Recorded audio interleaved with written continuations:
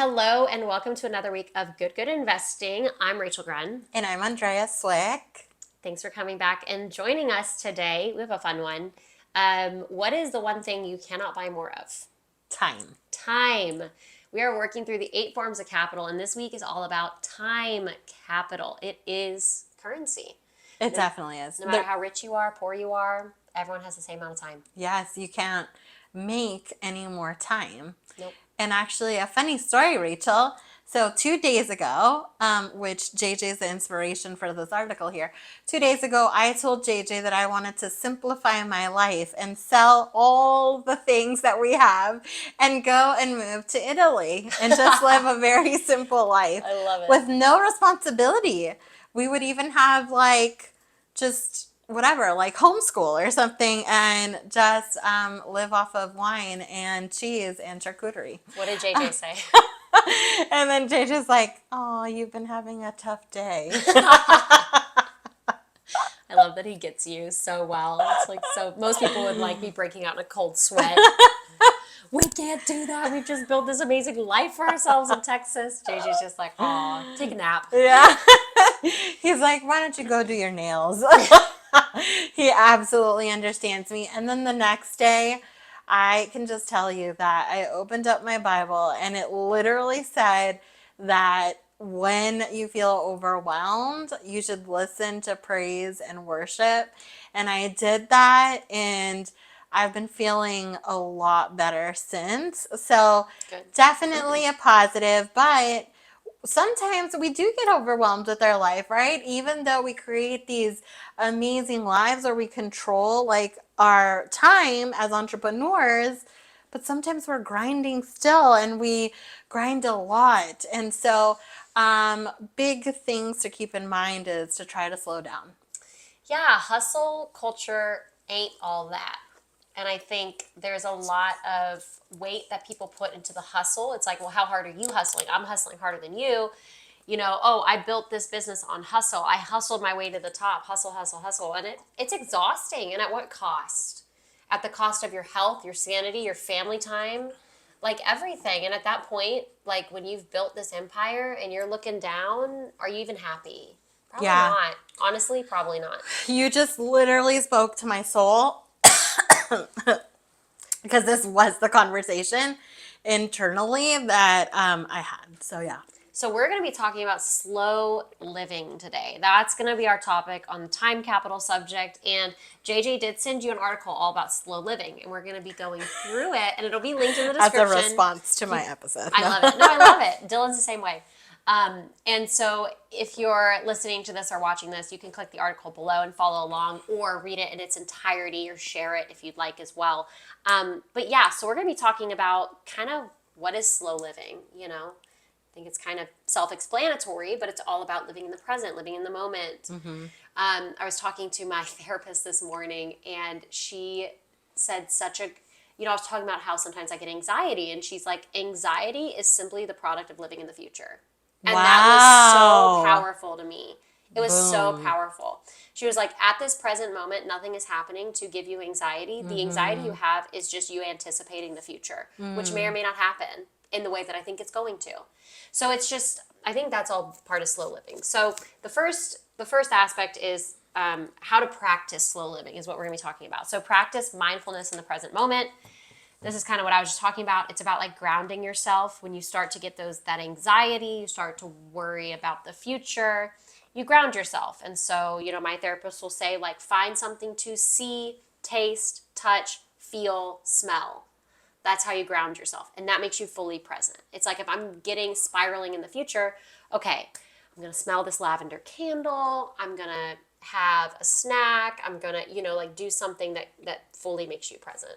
Yeah, that's so good. What does mindfulness look like for you? Being in the present moment?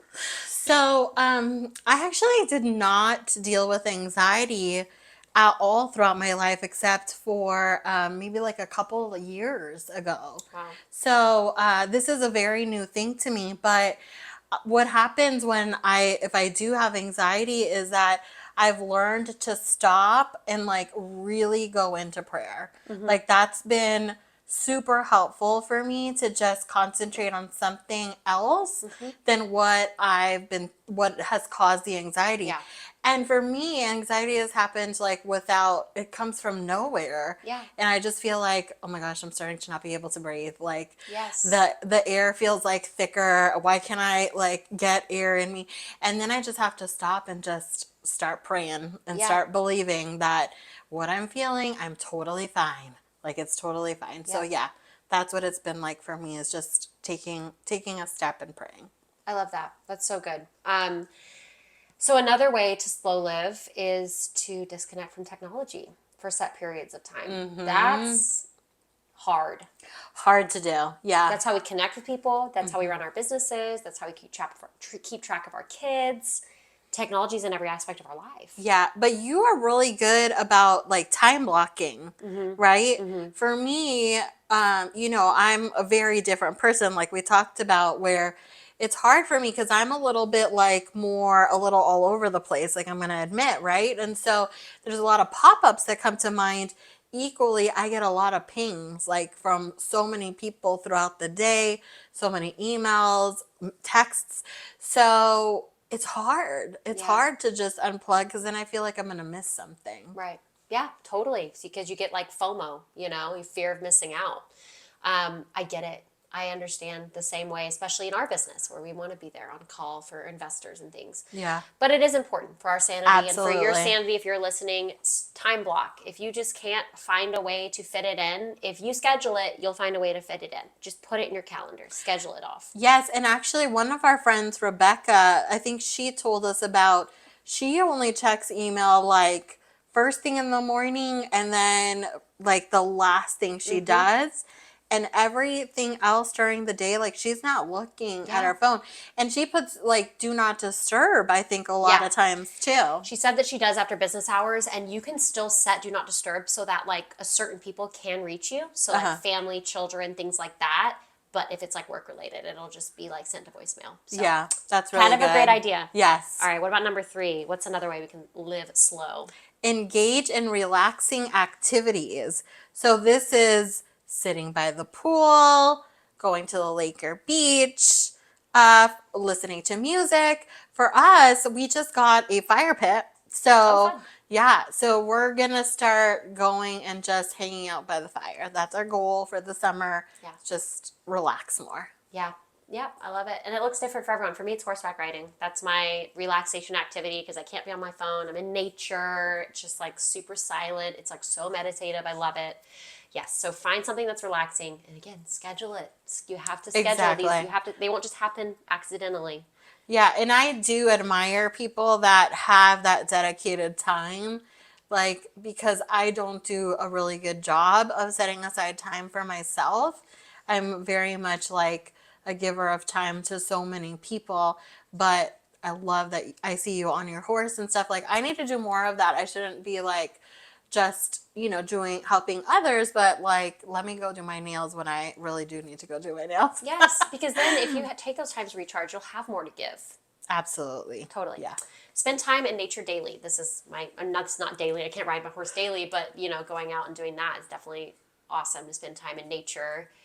It's hard in Texas or at least in Dallas, there's not much nature because we live in the suburbs. So maybe this is more possible for you. There's Broken Bow though.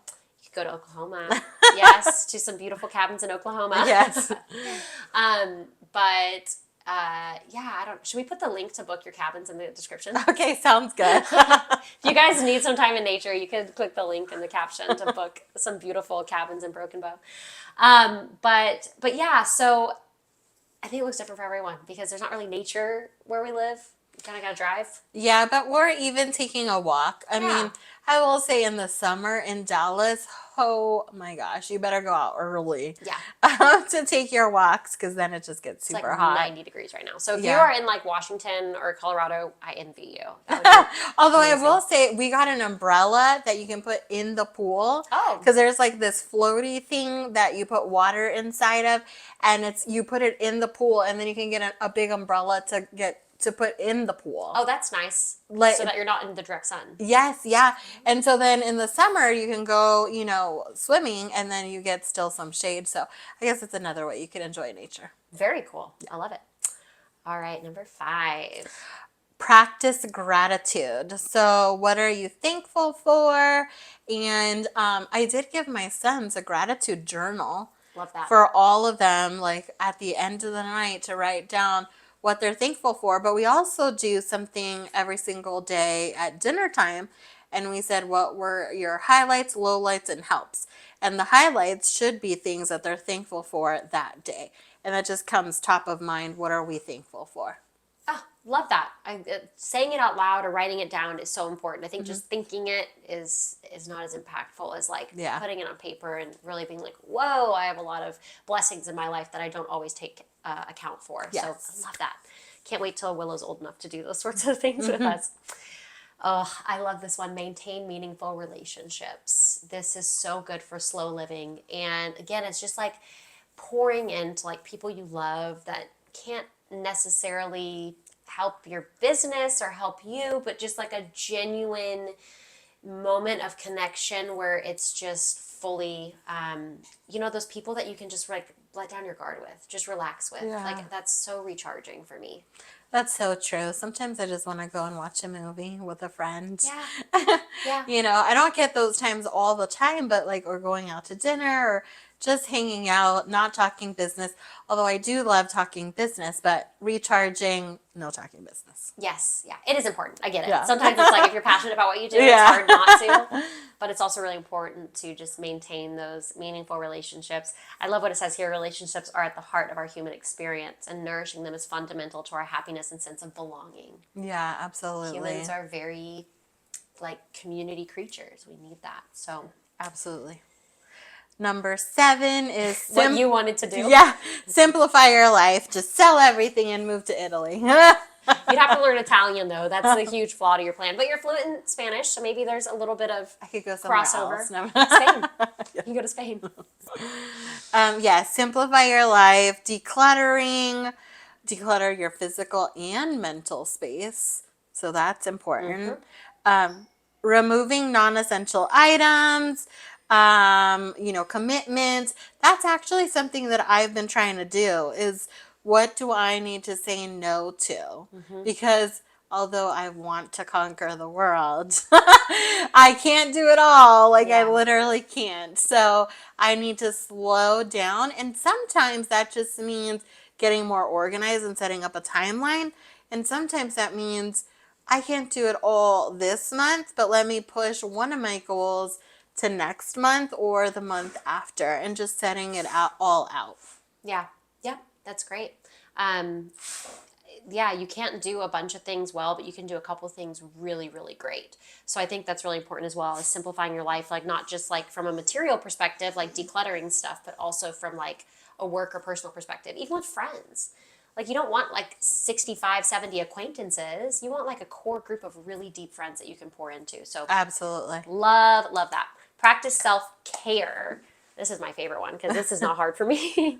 Well, you'll have to give us your story about the spa that you went to, remember? Wait, which one? The one in Dallas that had the 3 treatments. Oh my gosh. Yes. Oh my gosh. So it was, it was interesting. But it was good. A lot of it was good, right? It was good except for the facial. Okay. The facial was like, so the first 2 services, they literally wash your body for you. I mean, it was amazing. Dylan's going tonight. I bought him. That's amazing. He's going tonight. They only have like 2 hours a week where they let men come. So Dylan's going tonight and doing it. I'm so excited to hear what he says, but it's amazing. It's called a hammam spa, and they literally scrub you like a shower. You wear stuff, don't worry. But it was questionable when you first were telling me about it, and then you showed me pictures, and it definitely seems like it's fine. Yeah. But at first it was kind of funny. No, I know, exactly. No. But it's amazing, and it's such a treat, and I loved it. The facial, not so much, because they like surprised me with a chemical peel, which made my skin like scab and stuff. Not fun, but the rest of it was amazing. So that's my self-care. I love massages, and I love like that sort of stuff, getting my nails done, like the pampering. That's what I love. And then being alone, taking a bath. It's my self-care. What's your self-care? Oh my goodness, that sounds amazing. Ideally, I actually really like those foot massage places Yeah. where you can go in and out in like 45 minutes. I have not done that like since last year Schedule though. it. I need to schedule it. And then I do like going to do my nails. And then, but you know, I don't keep on top of it all the time. It's hard. You have to go every month. Like, that's a lot of Yeah. time.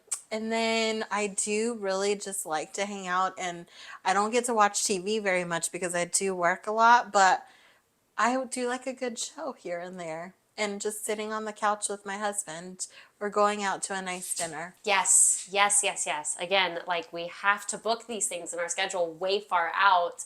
Otherwise, they won't happen because work and life get in the way. But it's so important. And honestly, this is like convicting me, this entire thing. Right? Like, I know, me too. Actually, and one of the things, if you have kids, which would be amazing, is to plan like an adventure with your Yeah. kids like once a month or something, because they also need to slow down. Like Yeah. they go to school every single day for so many hours a day. They have so much homework, sports, all that stuff. So teaching them to slow down and enjoy life is so important too. Yes, I agree. So, in conclusion, I just love what it says here. The principles of slow living offer a roadmap to a life of less stress, more fulfillment. Love that. By embracing mindfulness, we immerse ourselves into the depth of each moment. By disconnecting from the digital world at times, we forge authentic connections. Inviting relaxation through activities we love, spending time in nature, practicing gratitude, nurturing meaningful relationships, simplifying our life, practicing self care all contribute to this enriching philosophy. And each of these elements, when woven together, creates a system of slow living. This suggested strategy is a gentle reminder that life isn't a race. Oh, I love that. But it's a journey to be savored, one beautiful, intentional moment at a time. I was watching a TV show last night, and someone on there said something very similar where they said, you know, they were talking about how like all these experiences they have and all these things that they do. And they were like, listen, life for us is all going to end the same way. We're all going to die. What are we going to do between now and then? And I thought that was so profound because no matter how much success we have, no matter how much money we accumulate, no matter how many kids we have, like all of it ends the same, right? We can't escape death. And we all have a limited amount of time on this earth. So how are you going to make it meaningful and impactful for not only you, but the people around you as well? Yeah, I love that. I love that, Rach. And I think at the end of the day, I speak to myself, you know, that being an entrepreneur and wanting to build wealth could be a goal, but it's not like what we live for. Mm-mm. And we can't take back time.